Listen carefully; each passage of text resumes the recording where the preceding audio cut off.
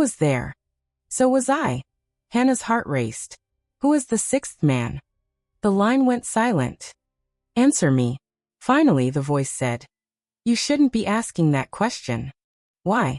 Because he isn't dead. Hannah stopped breathing. What? You heard me. Where is he? The voice became urgent. Listen to me carefully. I'm listening. Stop looking. Why? Because the sixth man has been looking for you too. The call ended. Hannah stared at the phone. The room felt completely silent. The sixth man was alive. And he knew she was back. If you want Hannah to uncover the identity of the mysterious sixth man, don't leave the story now. Like the video, subscribe, and share it so you don't miss what comes next. The next morning, Hannah returned to the hospital. But something was different. Marcus was waiting for her. He looked exhausted. What happened? Daniel's room was searched. Hannah froze. When? About 20 minutes ago. Ooh, we don't know. Anything missing? Marcus handed her a small evidence bag. Inside was the black feather. Hannah stared at it. I found it under his pillow. Her eyes hardened. They were inside the room. Marcus nodded. Yes. Security footage. Someone disabled the camera for 3 minutes. Hannah looked toward room 218. Where's Daniel? Still there. And Noah? With him. Hannah started walking. Marcus followed. Hannah. She stopped. What? There is one more thing. What? Marcus lowered his voice. The person who disabled the camera knew exactly where the blind spot was. Hannah looked at him. That means they knew the hospital. Yes. She looked toward the room, then toward the elevators. Someone had entered the hospital. Someone had reached Daniel. Someone had left a warning. And whoever it was knew exactly how to avoid being seen. Hannah took a slow breath. Lock down the floor. Marcus nodded. And Hannah? She turned. Be careful. She looked at him. I will. Then she entered Daniel's room. Noah immediately ran toward her. Hannah. She crouched. I'm here. Noah hugged her. Daddy said you would come. Hannah looked at Daniel. He was awake. He looked frightened. Someone came, he said. Did you see them? No. What happened? They didn't touch me. What did they do? Daniel pointed toward the window. They stood there. Hannah walked toward it. There was another black feather on the sill. But this time, beneath it was a photograph. She picked it up. Her blood turned cold. It was a photograph of Noah. Taken from inside the hospital. Taken yesterday. The back contained a single sentence. Next time, we won't just watch. Hannah's expression changed. She turned toward Daniel. Get Noah out. Daniel looked at her. Where? Somewhere safe. Marcus entered the room. What happened? Hannah handed him the photograph. His face went pale. How did they get this? Hannah looked at the door. They didn't need to get it. She tightened her grip on the photograph. They were already here. The hospital suddenly felt like a battlefield again. And Hannah knew exactly what that meant. The enemy was no longer somewhere far away. The enemy was close. Very close. And this time, Hannah wasn't just protecting a wounded captain. She was protecting his 6-year-old son. And she was protecting the truth. The truth about Nightbridge. The truth about the sixth man. And the truth about the person who had betrayed them 7 years ago. Hannah looked at Daniel. Your father saved my life once, she whispered to Noah. Noah looked confused. You mean Daddy? Hannah nodded. Yes. Noah smiled. Then you save him. Hannah looked at the little boy. I will. She meant it. But this time, saving someone would require more than medical skill. It would require her to become the woman she had spent years trying to bury. Raven was coming back. And somewhere outside the hospital, someone was already preparing for her return. What if the person watching Noah was not trying to scare him at all, but was waiting for the perfect moment to take him away from everyone who could protect him? Hannah stood beside Daniel's hospital bed, holding the photograph of Noah in her hand. She had seen threats before. She had seen men threaten soldiers. She had heard warnings over radios. She had watched enemies use fear to control people. But this was different. This time, the target was a 6-year-old child. And Hannah refused to let that happen. She looked at Marcus. Get security to this floor. Marcus nodded immediately. I already called them. How many?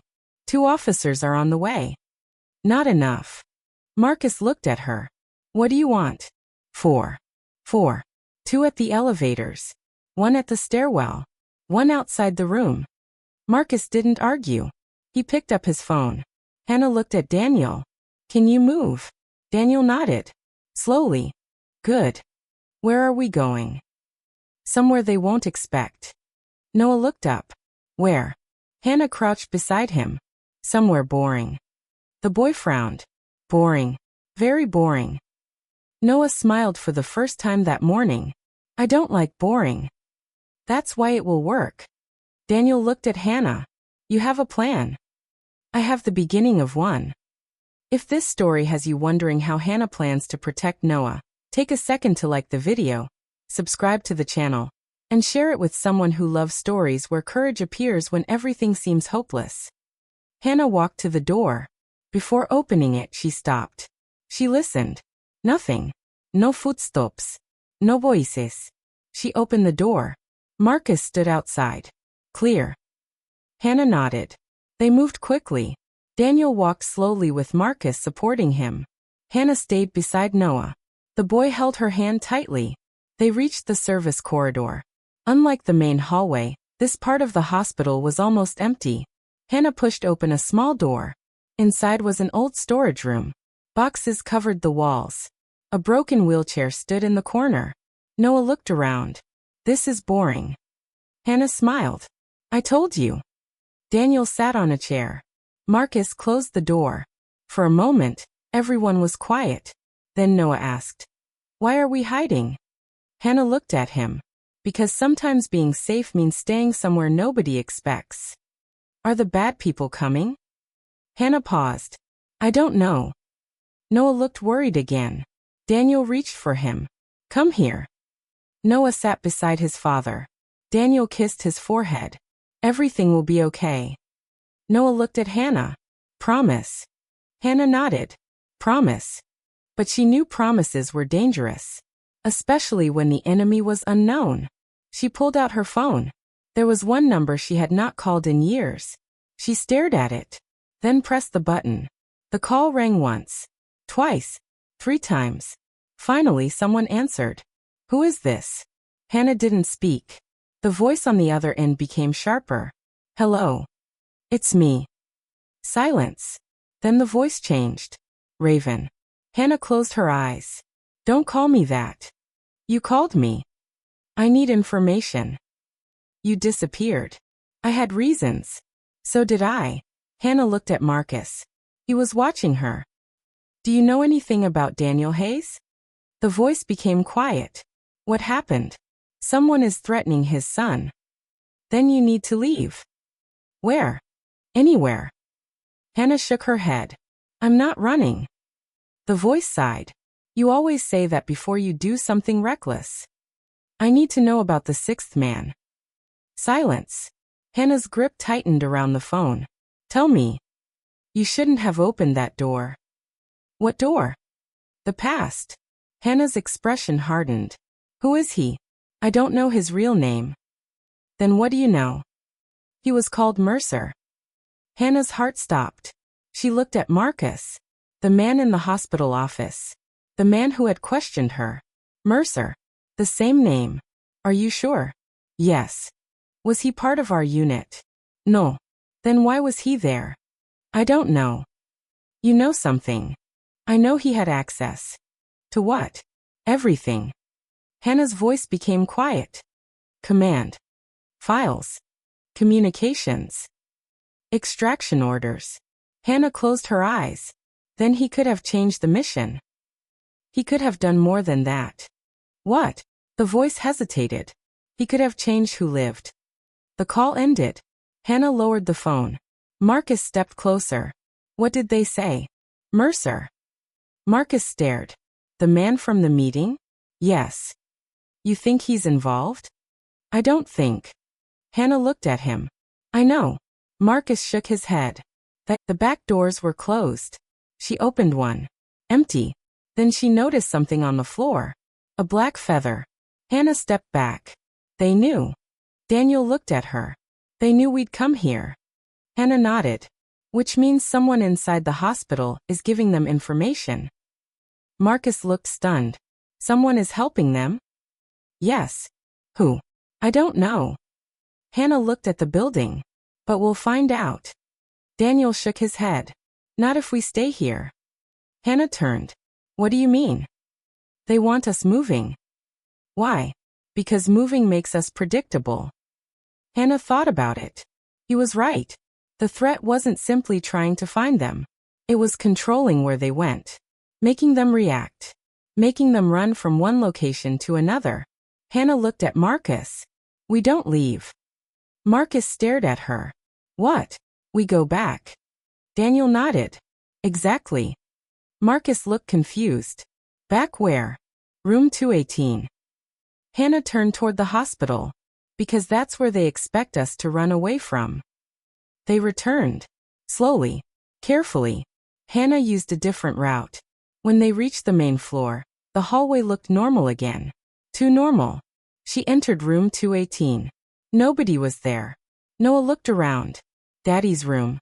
Daniel sat on the bed. Hannah checked the monitors. Everything was still connected. Nothing had been disturbed. Then she noticed something. The bedside drawer. It was open. She knew she had closed it earlier. She pulled it open. Inside was Daniel's military identification. Under it was another photograph. Hannah picked it up. It showed 6 men standing together. Daniel was one of them. Hannah recognized the others. But the 6th man was standing at the edge. His face was turned away. On the back was a date. 7 years earlier. And beneath the date, you never saw him. Daniel looked at the photograph. I remember that. What? The man standing beside us. Hannah stared. Who? Daniel pointed. That's him. Marcus looked over. Mercer. Daniel shook his head. No. Hannah's eyes narrowed. Then who? Daniel's face became pale. I don't know. The room became silent. That was the problem. They had been searching for a man who might not even be Mercer. Mercer might only be the messenger. Or the investigator. Or another piece of something much larger. Hannah turned the photograph over again. A small number was written beneath the message. 061709. Daniel whispered. That's not a date. Hannah looked at him. What is it? A location code. Marcus asked. Where? Daniel looked toward Hannah. The mountain. Hannah remembered.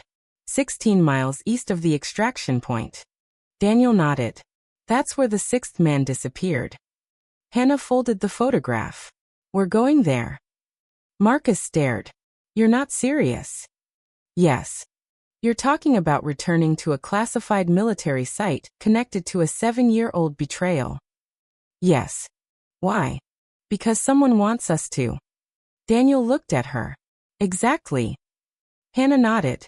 If they're leaving clues, they want us to follow them. Marcus shook his head. That sounds like a trap. It probably is. Then why go? Hannah looked at Noah. Because if we don't, they will keep coming after him. Daniel's face became serious. We go. Marcus looked at both of them. You're insane. Hannah gave a small smile. Maybe. She looked at Daniel. But we're going. If you're ready to see Hannah return to the place where her old life began, hit like, subscribe to the channel, and share this story. The mountain is holding the answer to the mystery, and the truth may be more dangerous than anyone expects. That evening, Hannah arranged for Daniel to be moved under medical supervision. Officially, he was being transferred for additional observation. Unofficially, they were preparing to leave the hospital. Marcus helped. He didn't ask too many questions. Maybe because he already knew the answers would frighten him. Maybe because he trusted Hannah.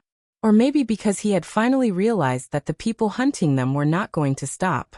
Noah was given a small backpack. Inside were clothes, water, snacks, and a stuffed rabbit. He held the rabbit tightly. Hannah checked the hallway. Clear. They moved toward a private exit. Then the lights went out.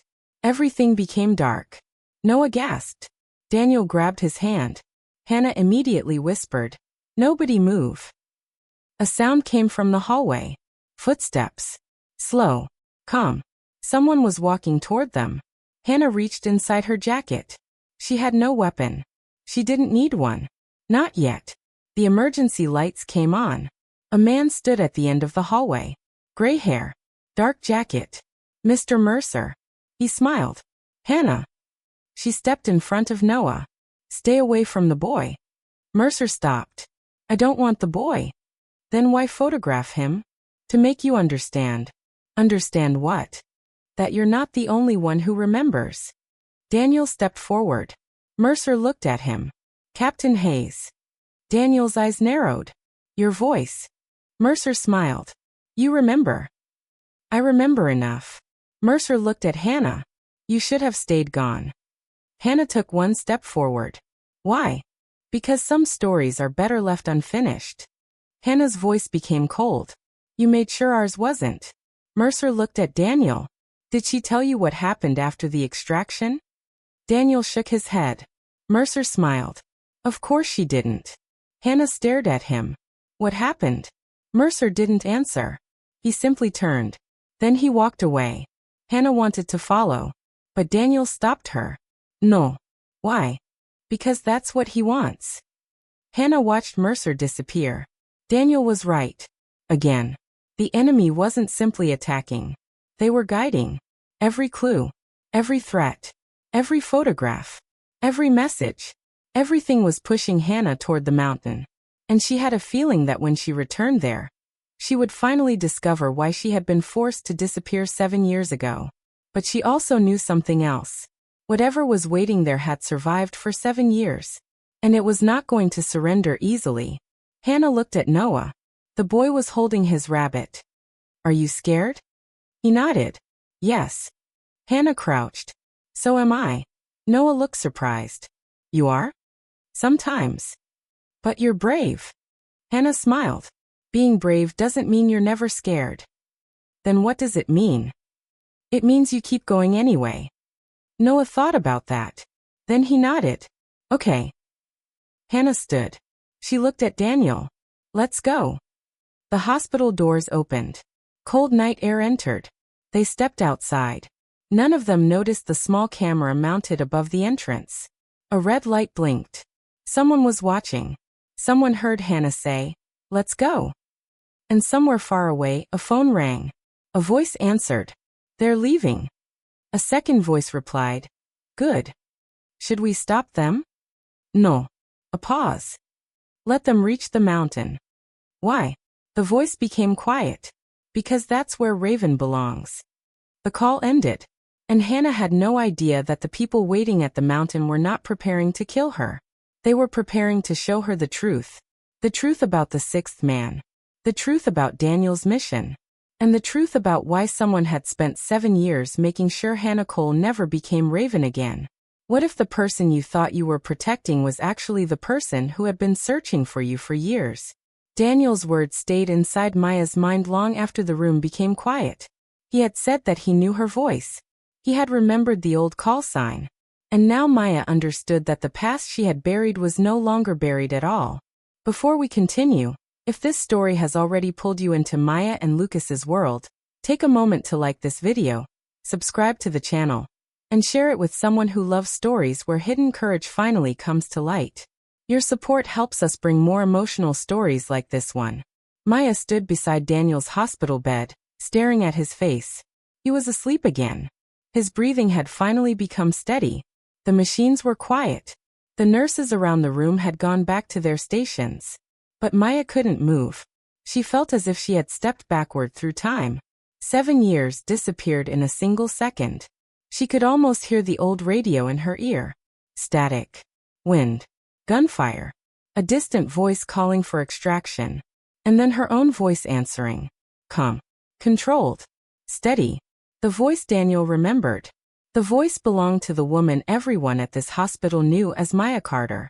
But that had not always been her name. Years earlier, she had been someone else. Someone who had flown into dangerous places. Someone who had worked with men who lived under false. The patient safety director looked down at the report. How much experience do you have? Maya didn't answer with a number. Enough. Dr. Hale studied her face. Why did you become a nurse? Maya's expression changed. That question was harder. Because I wanted to help people without having to go back. Go back where? To who I was. The room became quiet again. Maya finally Saturday. I spent years believing that if I stopped flying, stopped wearing the uniform, stopped answering radios, and started living an ordinary life, the memories would eventually disappear. She looked down. They didn't. Dr. Hale's voice became softer. What happened? Maya shook her head. I don't want to discuss the mission. We're not asking about classified information. I know.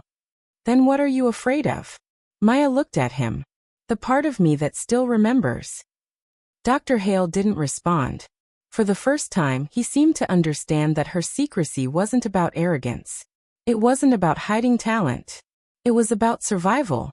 Maya had not hidden her past because she wanted people to underestimate her. She had hidden it because she was tired of being that person. The woman who ran toward danger. The woman who heard gunfire and immediately started calculating distances. The woman who could look at a wounded body and know exactly how much time remained. She wanted to be ordinary. She wanted quiet. She wanted mornings without alarms. She wanted nights without memories. Nursing had given her that. Until Daniel arrived. The patient safety director closed the folder. Captain Hayes has asked to see you. Maya looked up. Now, he's awake. Dr. Hale stood. There is one more thing. Maya waited. His son has told staff that he believes you saved his father before. Maya looked at him. Children remember things. Lucas seems unusually certain. Maya smiled faintly. He pays attention. Dr. Hale nodded. He does. They left the conference room. Lucas was still sitting outside. The moment he saw Maya, he stood. Daddy. He's awake. Lucas ran toward the room. Maya followed more slowly. Inside, Daniel was sitting up. His face looked exhausted. But his eyes were clear. He looked at Maya. Close the door. Maya did. Lucas climbed onto the chair beside the bed. Daniel looked at his son. Stay. Lucas nodded. Then Daniel turned back to Maya. I remember. Maya said nothing. The mountain. Her chest tightened. You were there. Daniel's voice was weak. I knew it. Maya moved closer. What do you remember? Daniel closed his eyes. Not everything. He took a breath. I remember smoke. Another breath. Dust. His hands tightened around the blanket. I remember my chest hurting. Maya stood silently. I remember thinking I was going to die. Lucas looked frightened. Daniel reached for his son's hand. It's okay. Lucas held on tightly. Daniel continued. Then I heard a woman.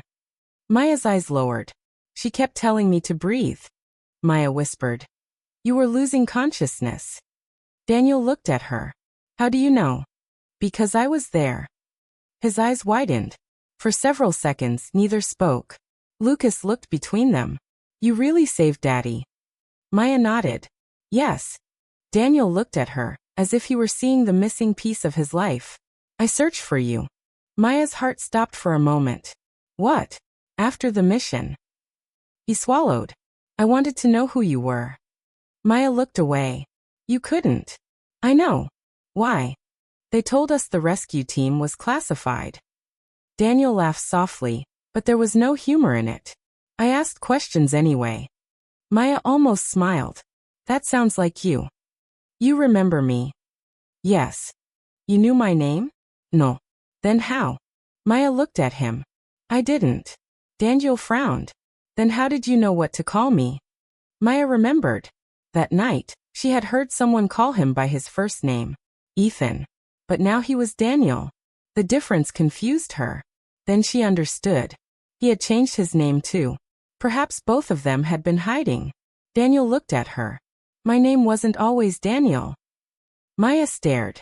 Neither was mine. For the first time, Both understood the strange connection between them. They had both built new lives. They had both buried old identities. And somehow, 7 years later, they had found each other again. Lucas looked between them. So you both had secret names? Maya smiled. Something like that. Lucas thought about it. That sounds like a movie. Daniel laughed weakly. It wasn't funny when it happened. Maya looked at him. No. The room fell silent. Then Daniel asked the question she had been avoiding. Why did you disappear? Maya's eyes moved toward the window. Because I couldn't keep doing it. Doing what? Being the person everyone expected me to be. Daniel nodded slowly. I understand. No, you don't. Maybe I do. Maya looked at him. Daniel's expression was tired. But I didn't know how to stop. His voice cracked. I came home. He looked at Lucas. I became a father. Then he looked back at Maya. But the war came home with me. Maya understood. She understood more than most people ever could. You don't have to explain. Daniel shook his head. I want to. He took a breath. Because my son deserves a father who isn't afraid of his own memories. Lucas looked at him. Daddy. Daniel smiled. I'm okay. Lucas shook his head. You're getting better. Daniel squeezed his hand. Yes. Maya stood quietly beside them. She had spent years believing she could save people and then disappear. But maybe saving someone wasn't the end of the story. Maybe sometimes you had to stay long enough to see what happened afterward. Daniel looked at her. Will you stay? Maya hesitated. Lucas immediately looked up. You promised. Maya smiled. Yes. She pulled a chair beside the bed. I'll stay. Daniel closed his eyes. For the first time in years, his breathing became peaceful. Lucas leaned against his father's arm. And Maya sat beside them. But outside the room, someone was watching. A man in a dark jacket stood near the end of the hallway. He had been there for several minutes. He had heard enough. He looked at the nurse's station. Then at Maya. Then at Daniel's room. And quietly pulled out his phone. There she is, he whispered. A pause. Yes. Another pause. She survived. He looked through the glass window. And she has no idea we're looking for her. He ended the call. Inside room 204, Maya suddenly looked toward the hallway. She couldn't explain why. But every instinct inside her had just become alert. Something was coming. And this time it wasn't just about Daniel. What if the person watching you from the hospital hallway wasn't there to hurt you, but to remind you that the life you buried had never truly disappeared?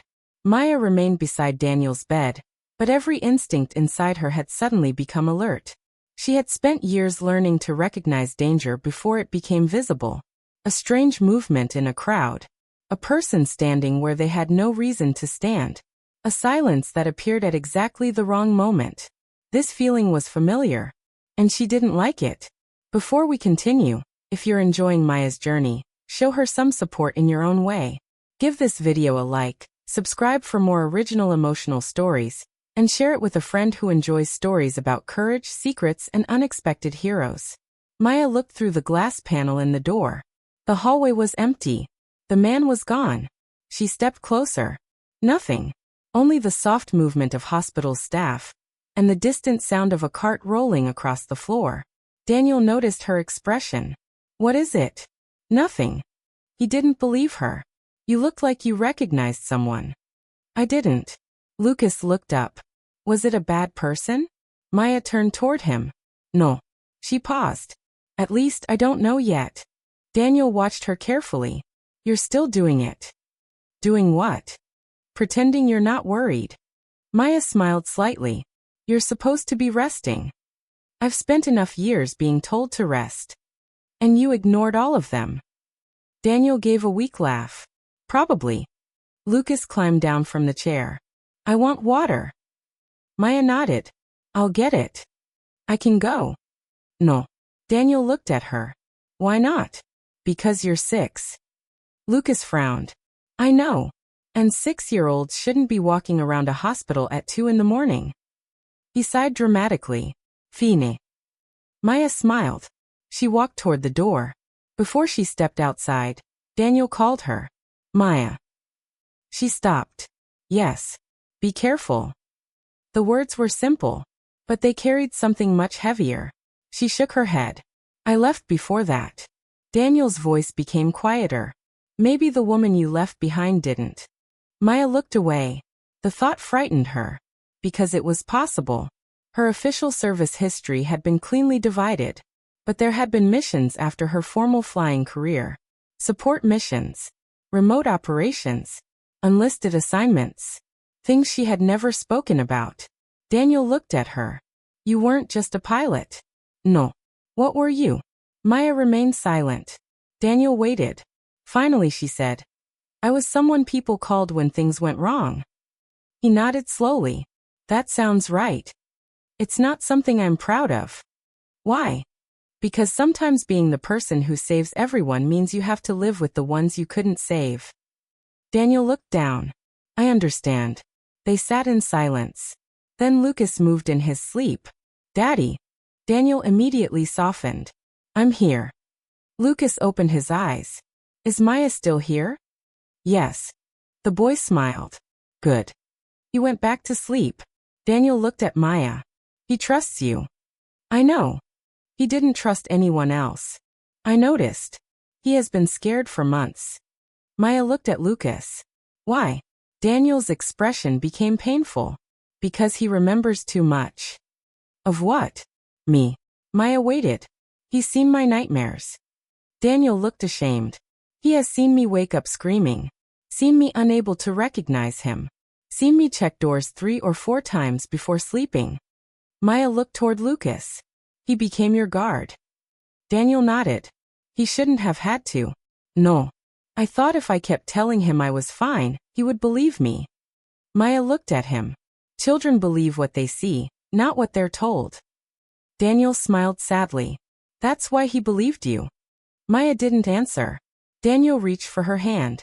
She hesitated, then allowed him to take it. Thank you. You don't need to. Ido. He squeezed her fingers. You saved me twice. Maya looked at him. Once on the mountain. And last night. You would have been treated. Maybe. Daniel shook his head. I know what I saw. Maya looked down. You don't owe me anything. I know. Then don't make this harder. What? Being remembered. Daniel's eyes softened. You're still running.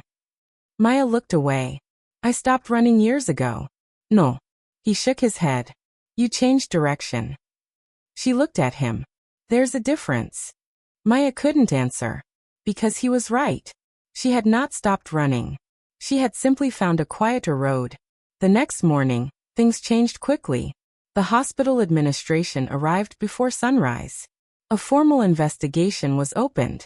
The emergency procedure was reviewed. Maya's credentials were examined. Her background was questioned. And then someone found the first sealed record. Her old military identity. The name she hadn't used in years. The room became silent when the investigator read it. Maya Carter was not her original identity. Her previous record listed her as a decorated military aviator, who had later served in specialized rescue operations. There were gaps. Large gaps. Classified gaps. The hospital could not access everything, but they could access enough to understand that Maya had not been exaggerating. Dr. Hale read the file twice, then looked at her. You really were all of that? Maya shook her head. I was. Why didn't you tell anyone? Because I wanted to be Maya. He understood. Not completely, but enough. The patient safety director entered the room. We have a problem. Maya looked up. What now? Captain Hayes's old military records have been requested. By who? We don't know. Who has access? Someone with authorization. Maya's expression changed. That's not possible. The director looked at her. Why? Because his records shouldn't be connected to mine. Dr. Hale stepped forward. Unless someone knows both identities. Maya looked at him. Exactly. The room went quiet. Then her phone vibrated. She looked down. Unknown number. One message. You should have stayed buried. Maya stared at the screen. Dr. Hale saw her face. What happened? She didn't answer. She showed him the message. His expression changed. Who sent it? I don't know. Maya immediately looked toward the hallway. Where is Lucas? Dr. Hale turned. He was with his father. Maya ran. She reached room 204. Daniel was awake. Lucas was not there. Where's my son? Daniel's face went pale. He was just here. Maya looked around. The chair was empty. The door was open. The window was closed. There was no sign of him. Then Maya saw something on the floor. Lucas's small backpack. Her heart dropped. She picked it up. The zipper was open. Inside was his coloring book, his water bottle, and a small toy airplane. Nothing else. Maya turned toward Daniel. Who came into the room? I don't know. Daniel tried to stand. Maya stopped him. Stay in bed. My son is missing. I know. I have to find him. We will. Daniel looked at her. You said you would protect him. Maya froze. I will. Her voice became cold. Whoever took him made one mistake. Daniel stared. What? They gave me a reason to stop hiding. Maya walked into the hallway. Her old instincts came back completely. She looked at the security cameras, the exits, the stairwell, the elevators, every possible route. Dr. Hale followed her. Maya. She didn't stop. I need security footage. We're getting it. Every entrance. Yes. Parking lot. Yes. Service corridors. Yes. She stopped. Where are the cameras? Dr. Hale pointed. Maya studied them. Then she noticed something. One camera was facing slightly away from the corridor. She looked at Dr. Hale. That camera was moved. What? Someone changed its angle. How do you know? Maya looked at him. Because I used to look for cameras before I entered buildings. Dr. Hale finally understood the depth of what she had been hiding. Then what do we do? Maya stared toward the hospital entrance. We find Lucas. And then, Maya's expression hardened. Then I find whoever thought they could take him. Her phone vibrated again. Another message appeared. This time, there was a photograph. Lucas. Sitting inside a dark vehicle. He was frightened. But alive. Under the photograph was one sentence. Come alone. Maya's hand tightened around the phone. Daniel saw her face. What is it? Maya looked at him. They have Lucas. Daniel's expression collapsed. No. Maya stepped closer. Daniel, listen to me. Where is he? I don't know. Then find him. I will. Bring my son back. Maya looked into his eyes. I promise. Then she turned. She walked toward the hospital exit. Dr. Hale grabbed her arm. Don't go alone. Maya looked at his hand. Then at him. You don't know what you're walking into. Neither do you. Yes. She pulled her arm free. But I know how to walk into danger. Dr. Hale stared. For the first time, he wasn't looking at a nurse. He was looking at the woman hidden underneath the badge. Maya stepped outside. The morning air hit her face. She looked at the photograph one more time. Lucas was frightened. But he was looking directly at the camera. And Maya noticed something. His left hand was raised. 2 fingers. Then 3. Then 1. A pattern. Maya's eyes narrowed. Lucas wasn't simply scared. He was sending her a message. A signal. The boy had been paying attention. He had learned from watching her. And now he was trying to tell her where he was. Maya whispered, "Good boy." Then she looked toward the road. Someone had made the mistake of taking a child who had learned from a woman trained to find people who didn't want to be found. And Maya Carter was finally done pretending she was ordinary. What if the smallest clue in a child's hand could lead you to the place where he was being held? But following that clue meant walking straight into the most dangerous part of your forgotten past. Before we continue, take 1 second to support this story. If you want to see Maya bring Lucas home safely, hit like, subscribe to the channel, and share this story with someone who loves emotional mysteries filled with courage and unexpected heroes. Maya stood outside the hospital entrance with Lucas's photograph still open on her phone. The picture was blurry. The inside of the vehicle was dark. But Lucas was clearly visible. His face was frightened, but he was not crying. That mattered. Maya knew children reacted differently when they were truly terrified. You're still going somewhere people don't want to go. Maya glanced at him. Apparently. The warehouse appeared in the distance. Old. Gray. Almost forgotten. Maya slowed the vehicle.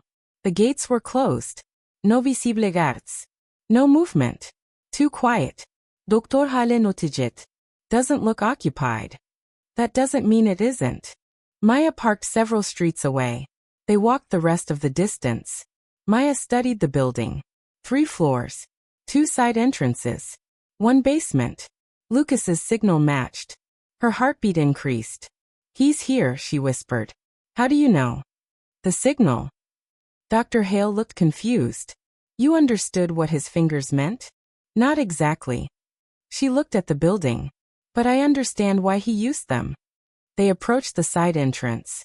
It was locked. Maya checked the handle. Then the frame. Then the ground. There were fresh tire marks. Someone had arrived recently. She pointed. See that? Doktor hale notet. Yes. Delivery vehicle. Could be anything. Look at the depth. He looked. What does it tell you? Heavy load. Maya moved closer. Something was moved recently. Dr. Hale stared at her. You can tell all that from tire marks? Yes. He shook his head. I am beginning to understand why you made me uncomfortable. Maya smiled faintly. I'm sorry. Don't be. He looked toward the building. I think I needed to learn that people can be more complicated than their files.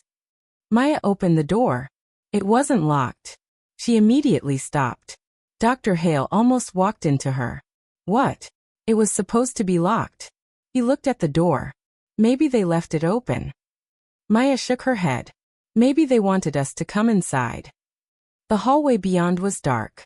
Maya took out her phone. No signal. Dr. Hale checked his. Nothing. Maya looked at him. Stay close. They entered. The door closed behind them. The building smelled of dust and old machinery. Their footsteps echoed. Maya moved slowly. She noticed several details. A fresh footprint. A cable running along the floor. A recently used light switch. Someone had been here. Very recently. Then they heard a sound. A small voice. Daddy. Maya froze. Lucas. She ran toward it. Maya. Dr. Hale followed. They reached a large room. Empty. Lucas wasn't there. But his voice had come from somewhere. Maya looked up. Speakers. A recording. The voice played again. Daddy.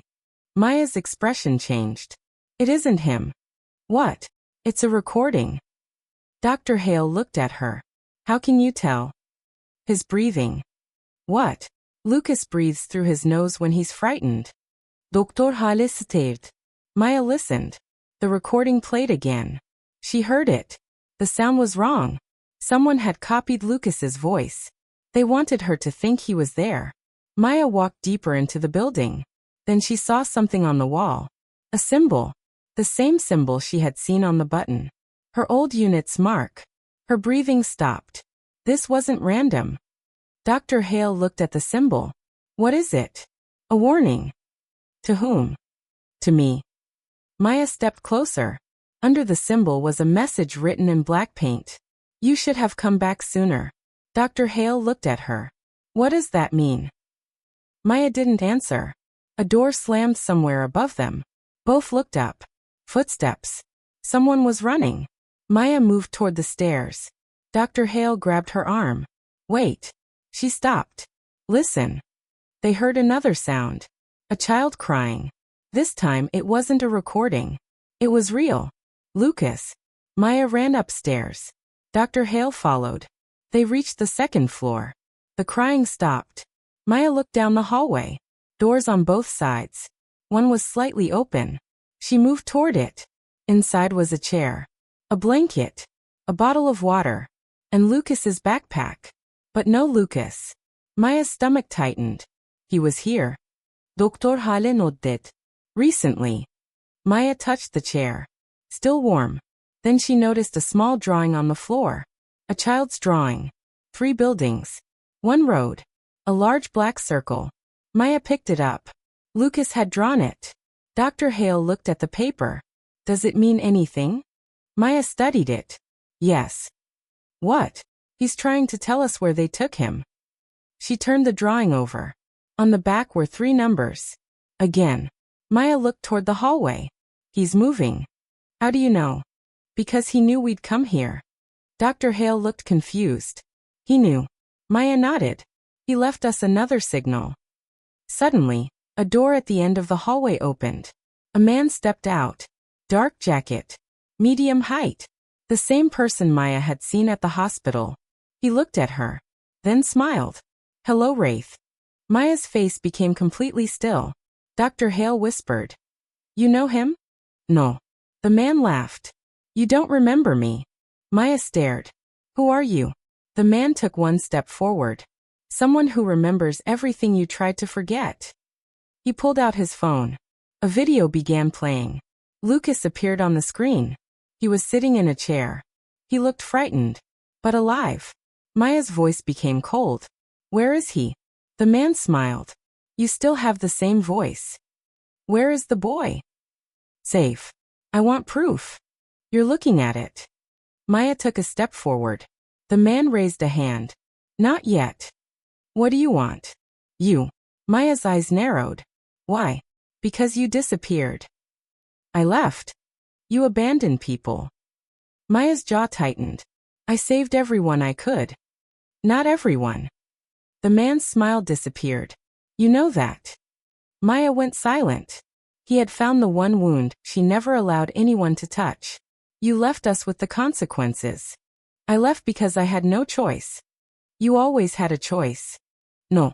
Her voice hardened. You weren't there. The man looked at her. I was. Then he stepped backward. The lights suddenly went out. Doktor Hale grabbet Maya. What happened? Stay down. A loud metallic sound came from the hallway. Maya pushed Dr. Hale against the wall. Something crashed. Then silence. When the emergency lights came on, the man was gone. So was the phone. Maya looked toward the stairs. He's gone. Dr. Hale looked around. What about Lucas? Maya's eyes moved toward the floor. There was another clue. A small blue thread. From Lucas's jacket. She picked it up. He was moved through here. Where? Maya followed the thread. It led toward a service elevator. The elevator doors were closing. Maya ran. She reached them just before they shut. She pulled them open. Inside there was no one. Only a small toy airplane. Lucas's toy. Maya picked it up. Dr. Hale looked at her. Why would he leave that? Maya turned it over. A small piece of paper was attached to it. She opened it. 1 sentence. I know you will find me. Maya closed her eyes. Lucas wasn't just waiting to be rescued. He was helping her.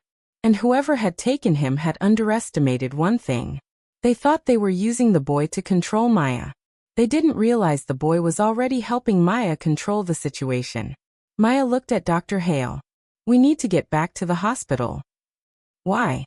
Because this isn't about Lucas. What do you mean?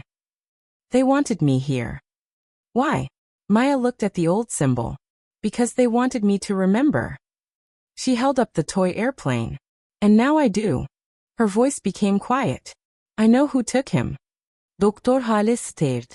Who? Maya looked toward the elevator doors. Someone from my old unit. The doors closed.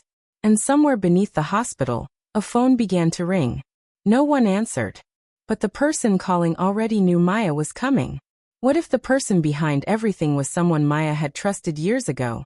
Someone who knew exactly how she thought, exactly how she moved, and exactly which memories she had tried hardest to forget.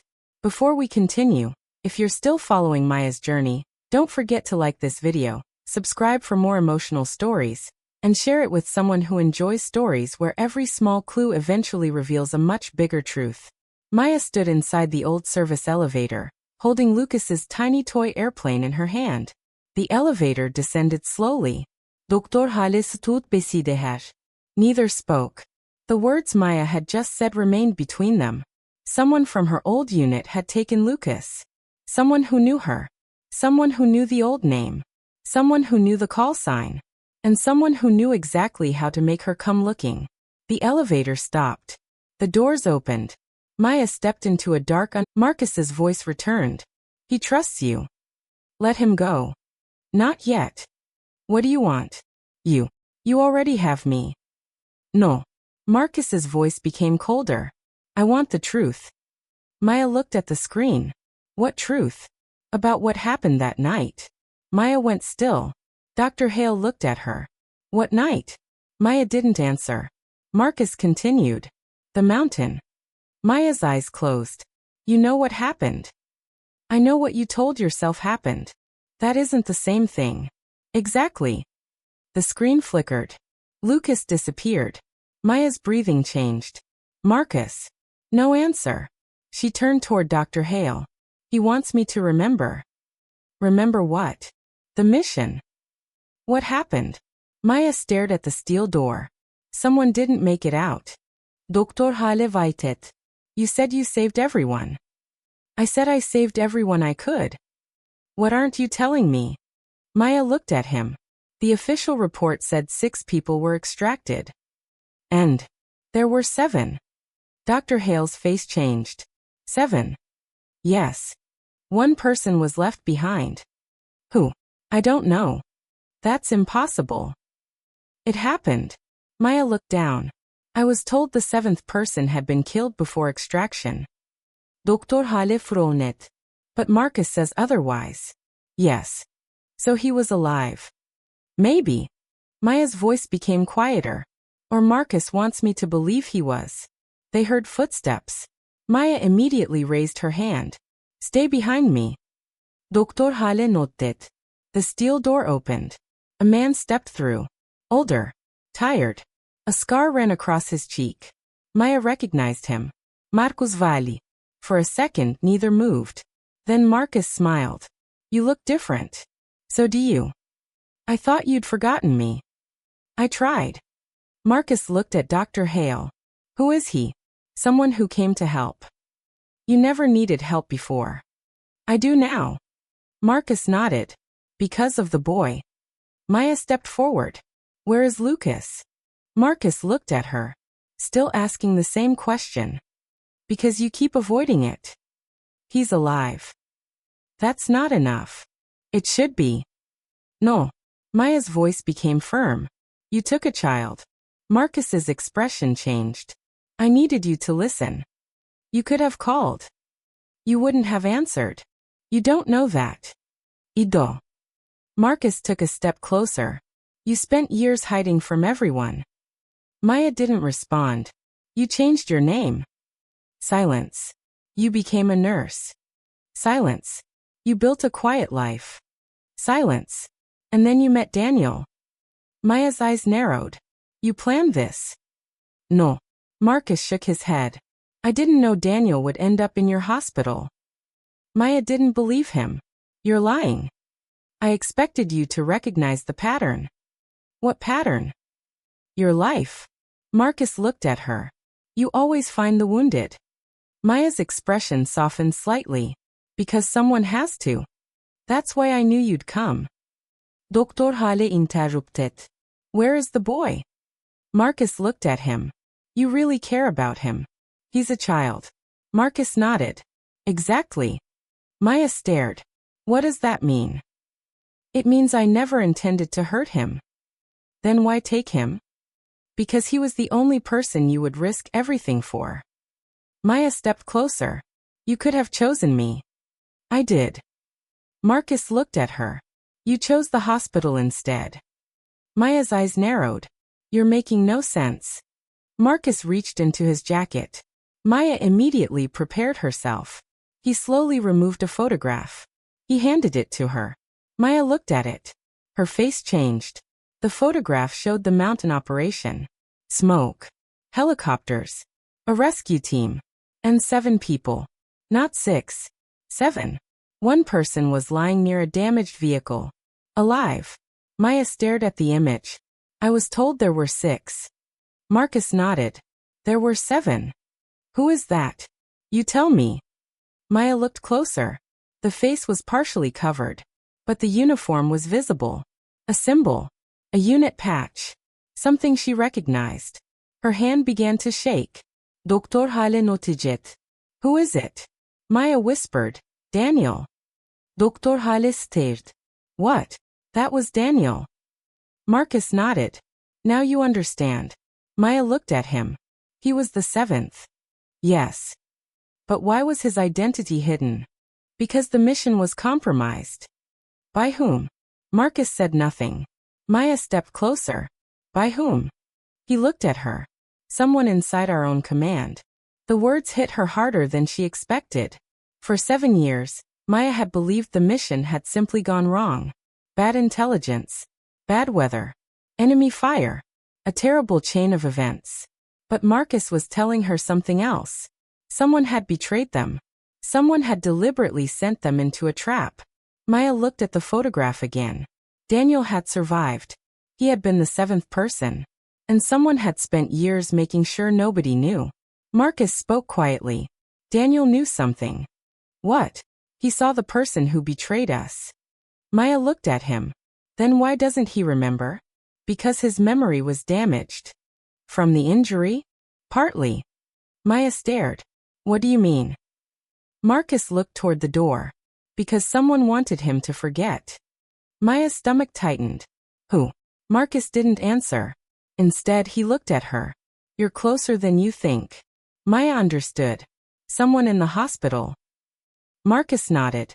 Someone who has been watching Daniel. Maya thought about Dr. Hale, the hospital administration, the security staff, the unknown man. Then she remembered something. The button. The symbol. The camera. Someone had access. Someone had known when Lucas was taken. Someone had known Maya would come. And someone had known exactly how to manipulate Daniel's records. Marcus stepped closer. You have 1 hour. For what? To find the person before they move Daniel. Maya's eyes widened. They're going after him? Yes. Why? Because Daniel remembered you. Maya looked at the photograph. What does that have to do with anything? He remembered the truth. What truth? Marcus looked at her. The 7th man wasn't the only secret. Maya waited. Marcus continued. There was an 8th person. Maya's face went pale. That's impossible. Is it? Only 7 were on the mountain. 7 were supposed to be there. Maya looked at the photograph again. The rescue team. The smoke. The bodies. Then she noticed something. A shadow near the edge of the image. Someone standing behind the vehicle. A person who didn't belong. Maya whispered, Who is that? Marcus smiled sadly. That is the person you've been running from. The lights went out. Dr. Hale grabbed Maya's shoulder. Stay close. A gunshot sounded somewhere in the building. Maya immediately pushed him to the ground. Another shot. Then silence. Marcus was gone. Maya looked around. Marcus. No answer. Doktor Hale Visperet. Is he still here? No. How do you know? He wanted us to find the photograph. Maya looked at the screen. Lucas was gone. The room was empty. But then Maya heard something. A tiny tapping sound. 3 taps. Pause. 2 taps. Pause. 3 taps. Her eyes widened. Lucas. The sound was coming through a vent.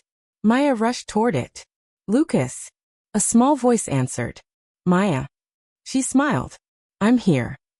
I knew you would come. Maya looked at Dr. Hale. Can you open this? He examined the vent. Probably. Then do it. He removed the cover. Behind it was a narrow maintenance passage. Maya looked inside. Lucas, can you crawl toward me? Yes. Slowly. A few seconds later, 2 small hands appeared. Maya reached inside. Lucas crawled toward her. She pulled him into her arms. He held her tightly. You came. I promised. I knew you would. Maya closed her eyes. For the first time since he had disappeared, she allowed herself to breathe. Lucas pulled away. I left clues. I saw them. You understood. Yes. He smiled. I learned from you. Maya looked at him. What else did you see? Lucas's smile disappeared. The bad man.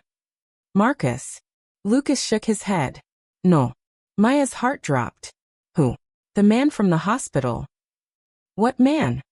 The one who stood outside Daddy's room. What if the person everyone in the hospital thought was just an ordinary nurse was actually the only person who could save a wounded soldier when everything went wrong?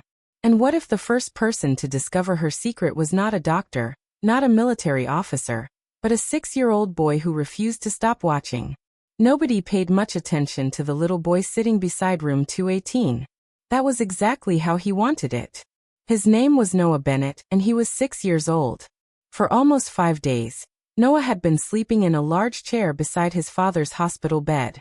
The chair was uncomfortable, the blanket was too thin, and the hospital lights never seemed to turn completely dark. But Noah did not complain. His father was lying in the bed. That was all that mattered. Captain Daniel Hayes had returned from overseas with a serious chest injury. Doctors had performed surgery, repaired the damage they could, and told the family that he needed time. But something about Daniel's recovery was not normal. During the day, he could speak. Sometimes he could even smile. But after midnight, everything changed. His breathing became fast. His hands became tense. His eyes opened, but it was as if he wasn't really seeing the hospital room. And every time it happened, the staff tried to calm him.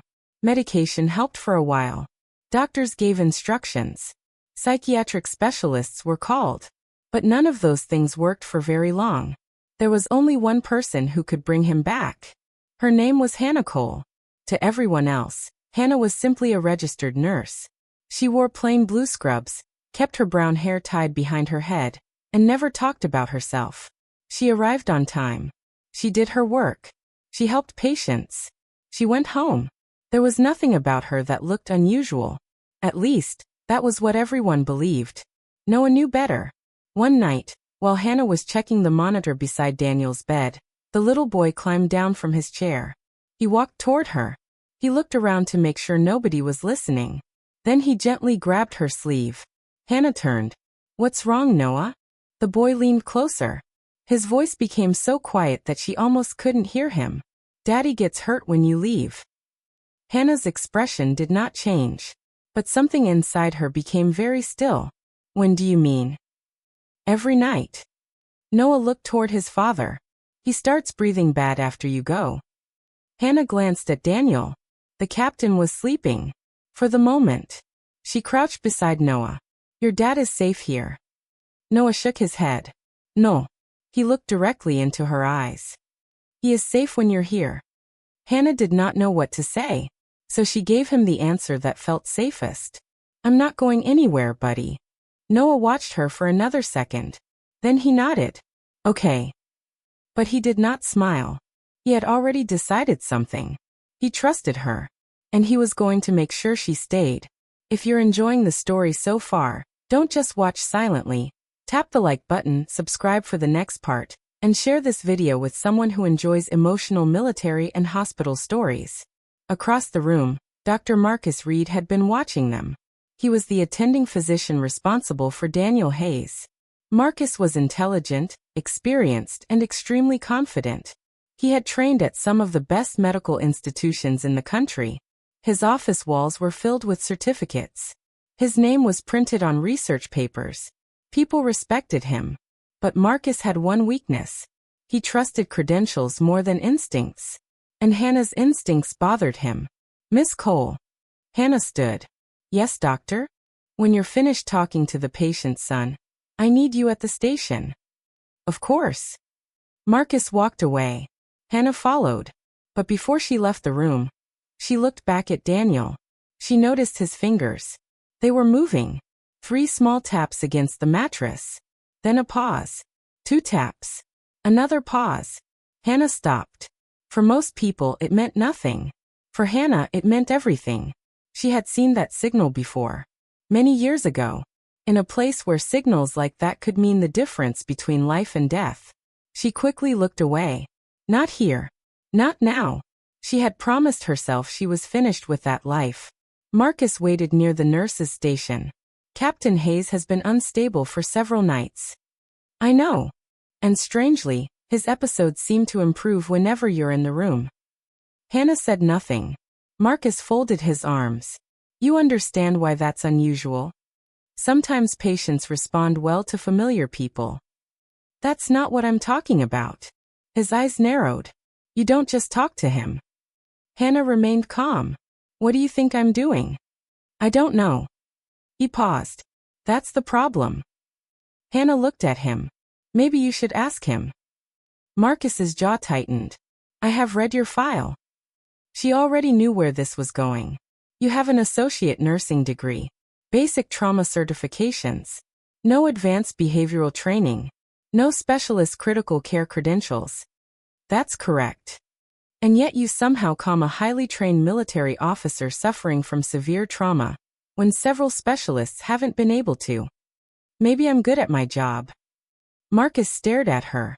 Nobody is that good without specialized training. For a moment, Hannah almost smiled. He had no idea how true his statement was. The problem was that the training he was looking for didn't exist on her nursing transcript. It existed somewhere else. Somewhere she had spent years trying to forget. If this story has already caught your attention, show a little support, like the video, subscribe to the channel, and share it so more people can discover this story. Marcus lowered his voice. I am recommending that Captain Hayes be transferred to a behavioral health unit tomorrow.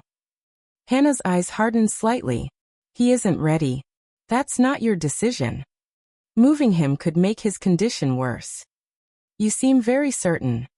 I've been watching him for 5 days. And I have been treating patients for 15 years. Hannah said nothing. Marcus leaned closer. Whatever connection you have with this patient, don't allow it to interfere with medical judgment. There is no personal connection. Then why does he respond to you? Hannah looked toward room 218. I don't know. It was a lie. She knew exactly why. She just couldn't tell him. Not yet. Because 9 years earlier, Hannah Cole had not existed. There had been another woman. Another name. Another life. And in that life, people did not call her Nurse Cole. They called her Raven.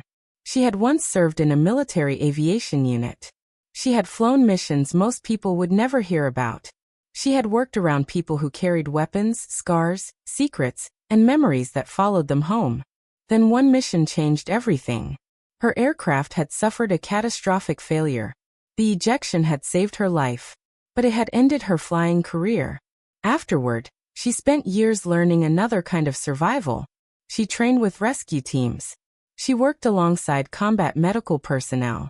She learned how to keep people alive when there was no hospital nearby, how to recognize shock before a monitor showed it, how to read someone's hands when their words were unreliable, how to keep a terrified person breathing when their mind had already returned to a battlefield. And eventually she left. She changed her life. She became Hannah Cole, a nurse. Quiet, invisible, safe. At least that was the plan. But plans have a way of breaking when the past walks into your hospital room. And Captain Daniel Hayes was beginning to remember. If you believe that some heroes don't wear medals where everyone can see them, hit like, subscribe for more stories, and share this video with someone who needs that reminder.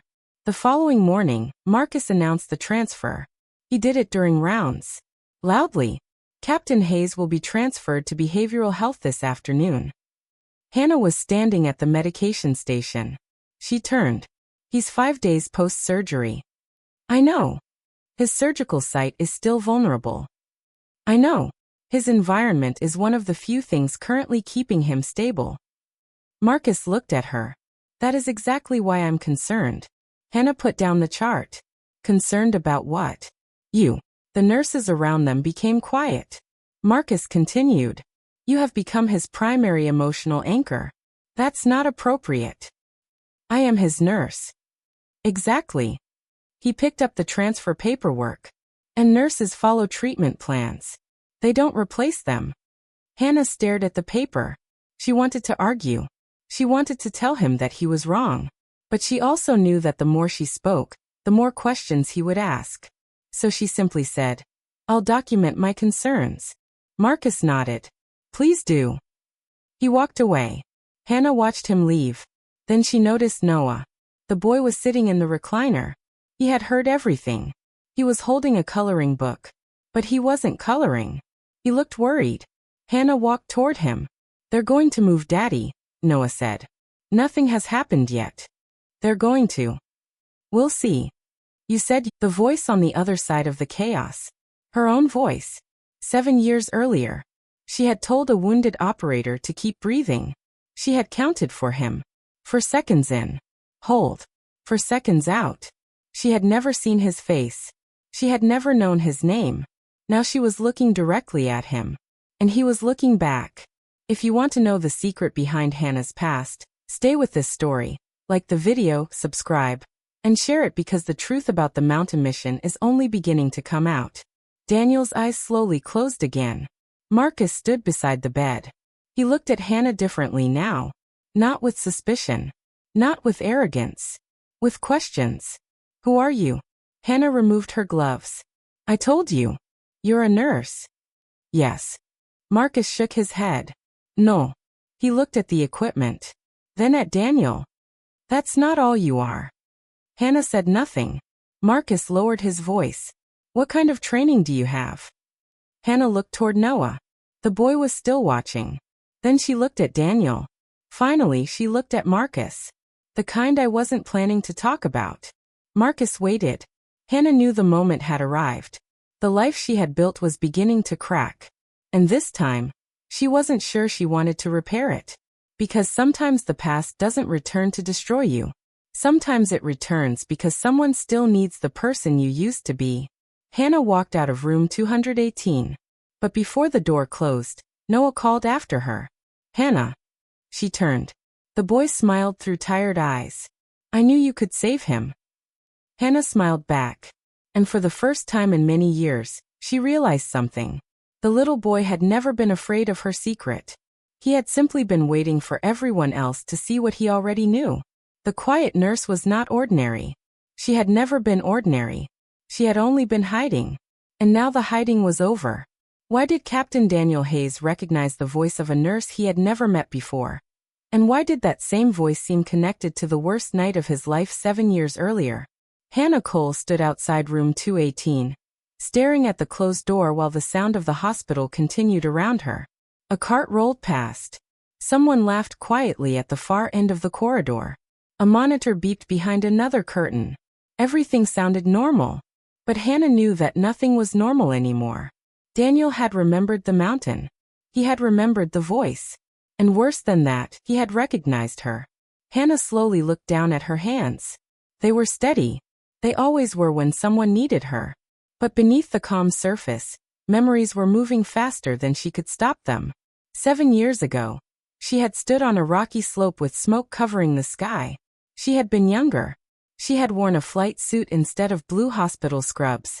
There had been gunfire somewhere beyond the ridge.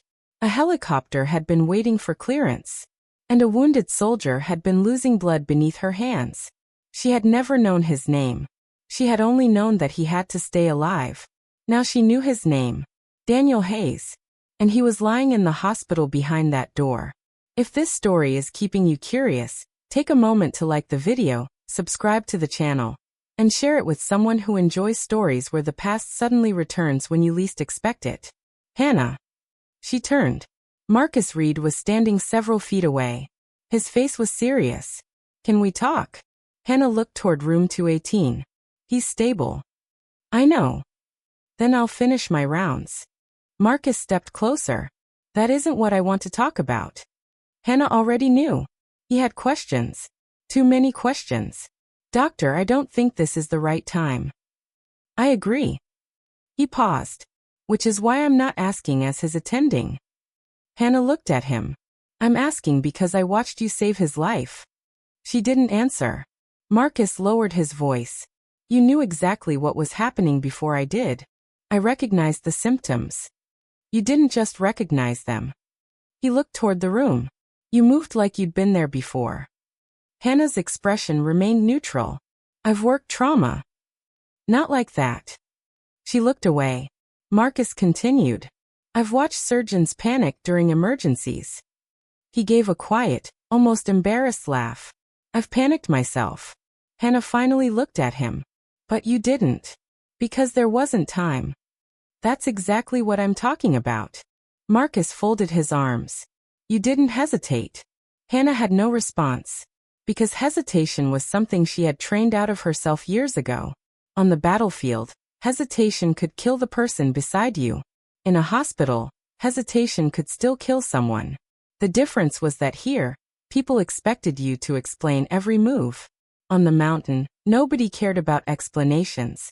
They cared about survival. Marcus looked at her carefully. Who taught you? Hannah took a breath. People I used to work with. Military. She didn't answer. Marcus understood. Your military. Was. Special operations? That's not a simple question. Then give me a complicated answer. For the first time, a small smile appeared on Hannah's face. You're persistent. It's my job. No. She looked directly at him. Your job is keeping patients alive. Marcus nodded. And yours? Hannah's smile disappeared. Apparently the same. The two stood silently. Then a small voice came from behind them. She's a hero. They turned. Noah was standing in the doorway. Marcus sighed. Noah, you should be resting. I was. Then go back to your chair. Noah looked at Hannah. She saved Daddy. Marcus crouched. Yes, she did. Noah frowned. You didn't believe her. Marcus had no answer. Hannah almost laughed. Noah. What? Go sit down. Okay. He turned around. Then stopped. Daddy said your name. Hannah froze. Marcus noticed. What name? Noah looked at Hannah. Not Hannah. The corridor suddenly felt colder. What did he call her? Marcus asked. Noah thought. Raven. Hannah's face changed. Only for a second. But Marcus saw it. Noah walked back into the room. Marcus remained beside Hannah. Raven. Hannah stared at the floor. I need to check another patient. Hannah. She stopped. That name means something. Not here. She walked away. Marcus watched her go. He had spent an entire week thinking Hannah Cole was simply an unusually capable nurse.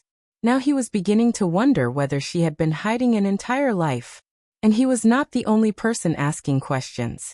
3 floors above them, the hospital administrator was already reviewing the emergency report. Someone had flagged the procedure. An RN had performed an emergency pericardiocentesis. Without a physician formally performing it.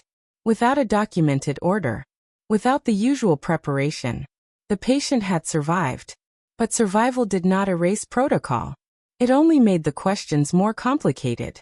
Grant Holloway, the director of patient safety, read the report twice. Then he looked at the nurse manager. Who is Hannah Cole? The manager shrugged. Good nurse. That's not what I asked. That's what I know. Grant closed the folder. Pull her employment file. Why? Because nobody performs like that by accident. The manager hesitated. Are you saying she did something wrong? Grant shook his head. I'm saying I want to know what she knows. If you want to see what happens when the hospital starts digging into Hannah's hidden past, don't forget to like this video, subscribe, and share it with someone who loves a mystery wrapped inside an emotional story. Downstairs, Hannah returned to Daniel's room. He was awake. Noah was sitting beside him. The little boy was holding his father's hand. Daniel looked at Hannah. She stopped at the doorway. For several seconds, neither spoke. Then Daniel said quietly, Raven. Hannah closed the door. Don't call me that here. Daniel nodded. Then tell me what to call you. Hannah. He smiled weakly. That's not who you were. It is who I am now. Daniel looked toward Noah. The boy was watching them. Does he know? No. Daniel nodded. Good. Hannah walked closer. You shouldn't be talking about this. I know. You could put both of us in a difficult position. I know. Then why? Daniel looked at her. Because I spent 7 years wondering if you were alive. Hannah stopped. I thought you were dead. Daniel's expression changed. I thought you were dead too. Neither of them spoke. Noah looked between them. You knew each other? Hannah crouched beside him. We knew of each other. Daniel gave a faint laugh. That's one way to put it. Noah frowned. Did she save you? Daniel looked at Hannah. Yes. How? Daniel took a slow breath. I was hurt. Bad hurt. Very bad. And she helped you? She kept me alive. Noah looked proud. Damaged. Taken during the mountain operation. Hannah recognized the ridge. She recognized the helicopter. She recognized herself. And beside her was Daniel. But there was something else in the photograph. A third person. Someone she had never noticed before. On the back of the photograph were 6 words.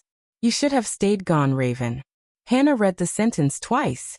Then a third time. Her breathing became slow. Not from fear. From training. Someone had found her. Someone knew exactly who she was.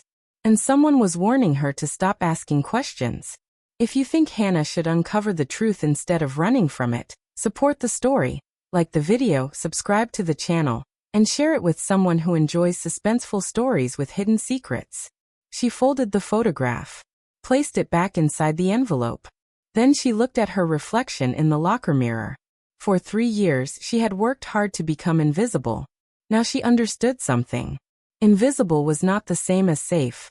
She walked out of the locker room. Her blue scrubs looked exactly the same. Her ID badge was still clipped neatly to her chest. To everyone else, she was still Hannah Cole. But something had changed. The woman called Raven was awake again. And this time she wasn't running. What would you do if the secret you had spent years hiding suddenly appeared inside your hospital locker, with a warning that only someone from your past could have written? Hannah Cole stood in the empty locker room, holding the photograph between 2 fingers. She looked at it again. The mountain, the helicopter, the smoke, and herself. 7 years had passed. Yet the image had preserved every detail she had tried to forget. She turned the photograph over. You should have stayed gone, Raven. Hannah slowly folded it. She did not panic. She did not run to security. She did not tell Marcus. Not yet. She had learned a long time ago that fear made people careless. And whoever had left the photograph wanted her to become careless. That meant they expected her to react. So she did the opposite. She placed the photograph inside the inner pocket of her scrubs and walked out as if nothing had happened. The hallway was already busy. Nurses moved between rooms. Doctors discussed test results. Families waited beside elevators. Nobody looked at Hannah twice. That was good. She preferred it that way. But when she reached room 218, she noticed something immediately. Daniel was awake. Noah was asleep beside him. And Marcus Reed was standing at the foot of the bed. Marcus looked at Hannah, then at Daniel, then back at Hannah. We need to talk. Hannah closed the door. About what? Marcus held up a folder. The emergency procedure. Hannah nodded. I expected that. It's not just that. He opened the folder. Someone has requested a review of your background. Hannah's stomach tightened. Ooh, I don't know. Who submitted the request? Hospital administration received it through a federal liaison. Hannah became completely still. Marcus noticed. You know something? No. Hannah. She looked at him. Not everything needs to be explained immediately. Marcus sighed. That's the answer you've given me every time. Because it's the answer I can give. He lowered the folder. Are you in danger? Hannah didn't respond. Marcus studied her face. That means yes. No. You hesitated. I was thinking. About what? About how much trouble you are going to get into if you keep asking questions. Marcus almost smiled. You've underestimated how stubborn I am. I noticed. Before Marcus could respond, Daniel spoke from the bed. She's not the one in trouble. Both turned. Daniel was awake. His eyes were focused. Who is? Marcus asked. Daniel looked at Hannah. Everyone who knows too much. Marcus frowned. Captain Hayes, I need you to rest. Daniel shook his head. No. He looked at Hannah. The person who sent that photograph isn't finished. Hannah's expression changed. Marcus noticed. What photograph? Hannah remained silent. Daniel looked toward her. You haven't told him. No. Why? Because I don't know if I can trust him. Marcus stepped backward slightly. You don't trust me? Hannah looked at him. I don't know you well enough. Marcus nodded slowly. Fair. Daniel watched them. Then he said, 7 years ago there was a mission. Marcus looked confused. Hannah closed her eyes for a moment. Daniel continued. We were supposed to be extracted. Marcus said nothing. Someone changed the order. Hannah's eyes opened. Daniel looked directly at her. Someone told the rescue team to pull out. Marcus stared. That doesn't make sense. It didn't then either. Who gave the order? We don't know. Marcus looked at Hannah. Do you? No. But you were there. Yes. Marcus took a breath. Then you know more than you are telling me. Hannah looked away. I know enough to understand that this isn't something we should discuss in a hospital room. Marcus nodded. Then where? Hannah looked at Daniel. Somewhere nobody is listening. Noah suddenly moved in the chair. All 3 adults stopped talking. The little boy opened his eyes. Daddy. Daniel reached toward him. I'm here. Noah stood and climbed onto the edge of the bed. Did you sleep? Daniel smiled. A little. Noah looked at Hannah. Are you okay? Hannah forced a smile. I've fine. Noah shook his head. You don't look fine. Marcus looked at Hannah. The boy had noticed what the adults hadn't. Hannah crouched. I'm just tired. Noah whispered. Is the bad person back? Hannah froze. Daniel looked at his son. What bad person? Noah looked confused. The person Daddy talks about. Daniel's face changed. What does Daddy say? Noah thought. He says someone is watching. Hannah stood. Where did you hear that? At night. Daniel looked deeply unsettled. Noah, what exactly did I say? The boy looked down. You said they found her. Hannah's heart stopped. Found who? Noah pointed at her. You. The room became silent. If this mystery is getting deeper, stay with us.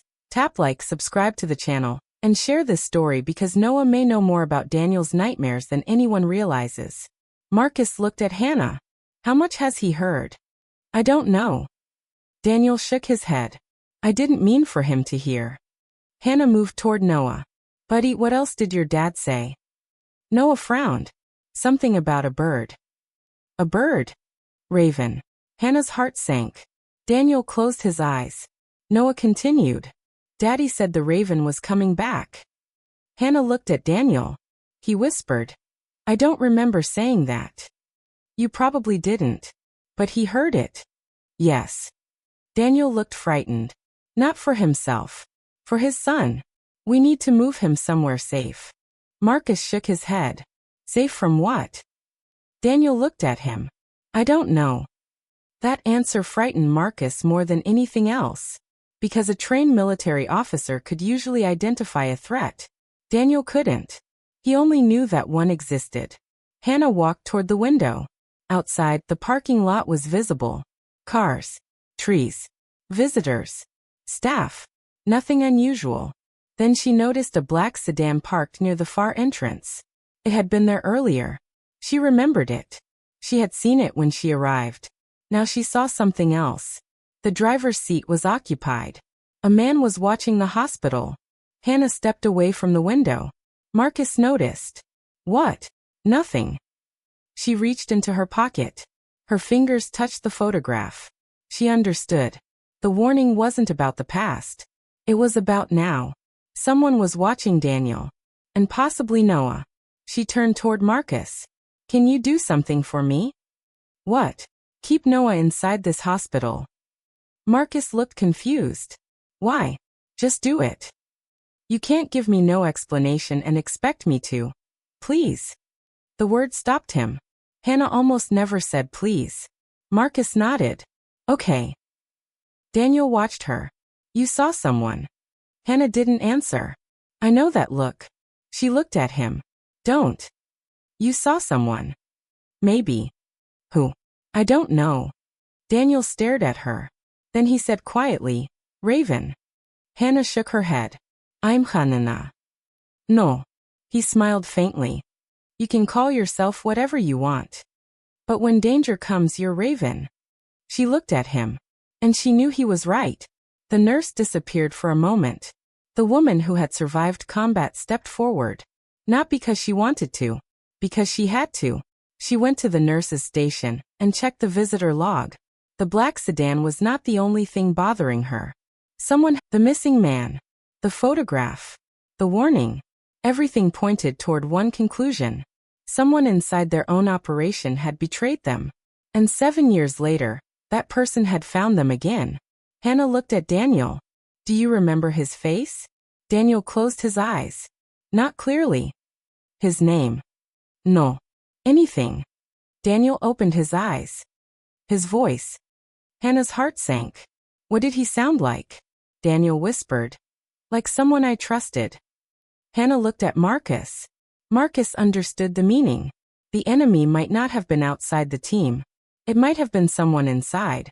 And now that person was somewhere nearby. Watching. Waiting. The hospital suddenly felt much smaller. Hannah looked toward the corridor. She had spent 3 years trying to become invisible. But the past had finally found her. And this time it wasn't asking her to remember. It was demanding that she fight. Noah's voice suddenly echoed from room 218. Hannah. She ran. Daniel followed. Marcus was right behind him. They reached the room. Noah was standing beside the bed. His face was white. What happened? He pointed toward the window. There was a man outside. Hannah rushed to the glass. Nothing. Only the parking lot. But on the windowsill was something that had not been there before. A small black feather. Hannah stared at it. Daniel whispered, Raven. Hannah picked it up. Her old call sign had once been a symbol of rescue. Now someone had turned it into a threat. She closed her hand around the feather. Then she looked at Daniel. We're going to find out who did this. Daniel nodded. And when we do? Hannah's eyes hardened. We make sure they can never hurt another person again. For the first time since the nightmare began, Daniel smiled. Not because he wasn't afraid. Because he knew the woman standing beside his bed was no longer hiding. Hannah Cole had returned. But the world had known her once by another name. Raven. And somewhere in the shadows, the person who had been waiting 7 years finally realized one dangerous truth. The woman they thought had disappeared was standing right in front of them. And she was ready to remember everything. What if the person who betrayed Daniel's team 7 years ago was never actually punished? And what if that same person had been watching Hannah ever since she returned to the hospital? Hannah stood beside room 218 with the black feather still closed inside her palm. She could feel the sharp edge of the question pressing against her mind. Who had left it? And why now? She looked at Daniel. He was sitting upright in the hospital bed, his face tired but focused. Marcus stood near the door. Noah was holding his father's hand. For several seconds, nobody spoke. Then Daniel broke the silence. That feather wasn't there before. I know. You think it's a message. Hannah nodded. It is. Marcus looked between them. How can you be so certain? Hannah looked down at the feather. Because whoever left it knew exactly what it would mean to me. Marcus frowned. And what does it mean? Hannah hesitated.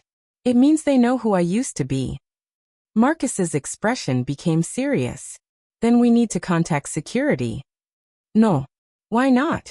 Because if the person who left this is watching us, security will tell them we've noticed. Marcus shook his head. That's not how hospitals work. Hannah looked at him. That's how operations work. Marcus paused. He was still getting used to the difference between Hannah Cole and the woman she had apparently once been. Daniel spoke quietly. She's right. Marcus looked at him. You agree? I've seen people disappear because someone moved too quickly. Marcus folded his arms. So what do we do? Hannah looked toward the hallway. We wait. Marcus stared at her. Wait for what? For them to make the next move. Noah looked worried. Are they going to hurt Daddy? Hannah immediately crouched beside him. No. You don't know that. The honesty in the boy's voice made her pause. No, she admitted. I don't know everything. Noah's eyes filled with fear. But I know I'm not going to let anyone hurt your dad. Daniel reached for his son's shoulder. And I won't let anyone hurt you. Noah nodded. The boy looked at Hannah. Promise. Hannah held out her little finger. Promise. Noah hooked his finger around hers. Okay. For a moment, the threat outside disappeared. There was only a father, a son, and a woman who had promised something she intended to keep. If this story has you invested in Hannah and Noah, take a moment to like the video, subscribe to the channel, and share it with someone who believes the strongest heroes are often the quietest ones. Later that afternoon, Grant Holloway called Hannah to his office. She knew the moment she entered that something had changed. Marcus was already there. So was the hospital's legal representative.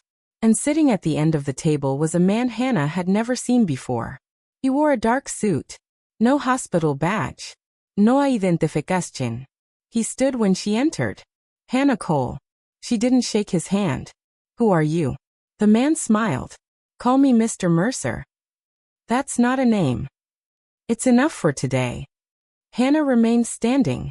Grant gestured toward the chair. Please sit. She sat. Marcus watched her carefully. Grant opened a folder. Last night's emergency procedure has triggered a review. I understand. However, that's not the only issue. He pushed another document toward her. Federal authorities have requested access to your military service records. Hannah looked at the page. Her face remained calm. Why? Grant glanced at Mercer. We don't know. Mercer spoke. We do. Hannah looked at him. Then tell me. He leaned back. Your former unit has been connected to Captain Hayes's current condition. Hannah's eyes narrowed. How? That's what we're trying to determine. You said you knew. We know enough to be concerned. Hannah stared at him. What exactly do you want? Mercer folded his hands. Your cooperation. With what? An investigation. Into what? An operation 7 years ago. Hannah said nothing. Marcus looked surprised. He hadn't expected the man to say it so openly. Mercer continued. The mission that Captain Hayes survived. Hannah's voice became colder. That mission is classified. Not anymore. She looked at Grant. Who authorized this? Mercer answered. People who have the authority. Hannah leaned back. Then those people can contact me through official channels. Mercer smiled. You've always been difficult. Hannah froze. Those words. That tone. Something about him felt familiar. Not his face. His voice. She studied him. Have we met? Mercer smiled. Not personally. Hannah didn't believe him. She had spent years learning how to recognize voices. Pitch. Rhythm. Breathing. The tiny pauses between words. Something about him bothered her. But she couldn't place it. Yet. If you're enjoying the mystery, don't forget to like, subscribe, and share. Every share helps this story reach more people who enjoy emotional suspense and hidden hero stories. Mercer stood. We'll be in touch. Hannah remained seated. One question. He turned. Why the feather? For the first time his expression changed. Only slightly. But Hannah saw it. Confusion. Or surprise. Maybe both. What feather? Hannah smiled. That's what I thought. Mercer walked out. Marcus waited until the door closed. You knew he was lying. Yes. How? He reacted. Marcus looked confused. He didn't say anything. He didn't need to. Hannah stood. People reveal more with their eyes than their mouths. Marcus looked toward the door. Who is he? I don't know. You're sure? Hannah shook her head. No. But you suspect him. Yes. Grant looked uncomfortable. You can't accuse a federal investigator without evidence. I'm not accusing him. Hannah looked at the folder. I'm watching him. Grant sighed. Please be careful. Hannah looked at him. I always am. She walked out. Marcus followed. You know you scared him. Good. You enjoyed that. No. A faint smile crossed her face. Maybe a little. They reached the elevator. Marcus pressed the button. 3 days ago, I thought you were just a nurse who had unusually good instincts. And now I'm wondering whether I should be terrified of you. Hannah looked at him. You shouldn't be. That's not reassuring. The elevator doors opened. They stepped inside. Marcus pressed the button. Can I ask you something? Depends. Why nursing? Hannah looked at the numbers above the door. Because I wanted to help people without having to fight anyone. Marcus smiled.